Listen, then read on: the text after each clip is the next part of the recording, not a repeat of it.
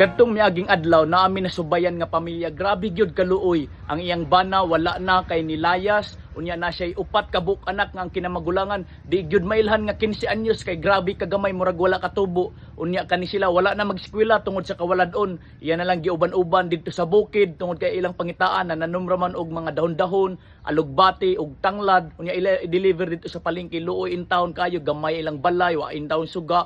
Unya atong adtuon kay atong tunulan sa gagmay nga panalangin. Baligyan ning tanglad ninyo te. Ila pisa tuan eh. Bahangan naman ko. Ha? Juice ang bangan. Juice ang bangan. Naglatad-lara po ba? Kakaon po. Kapalit po binlod. Ilang na ima. Kumandaning kaimtang sa bukid. Bay? Mo ba? Kini mga 550 ni. Salitan ng Ganito na. Mo ba?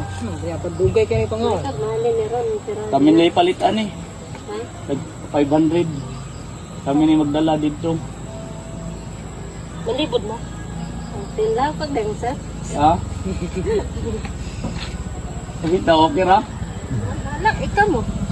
Di okay ra man ka. 550 man kanitanan, kulang 50. Pero kami ni magdala. Kita paubos mo dito pamintan eh. Basta taga bukid. Kaya kita mo pa manginanglan po. So okay ra te 500. Nakatabang dito ni kamo ah. Awag yun. Ano mo din naman. Pinabangay. Kaya. Bawa na itong motor. Sige. Okay. Nagi ganit gini nakita din yung sitwasyon pa.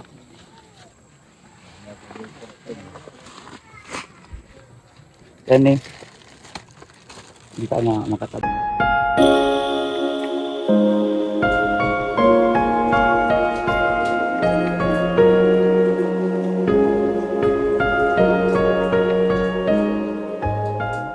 Salamat jud sa iyong pangatag. Wa jud ka nagdam na ana din.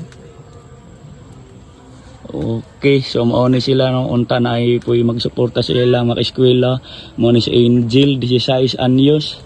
Gusto gid siya mo. Gusto ka mo eskwela, Jill? Ha? Unya nganong niundang naman ka? Wala may kagasto si mama. Anay ka gastos.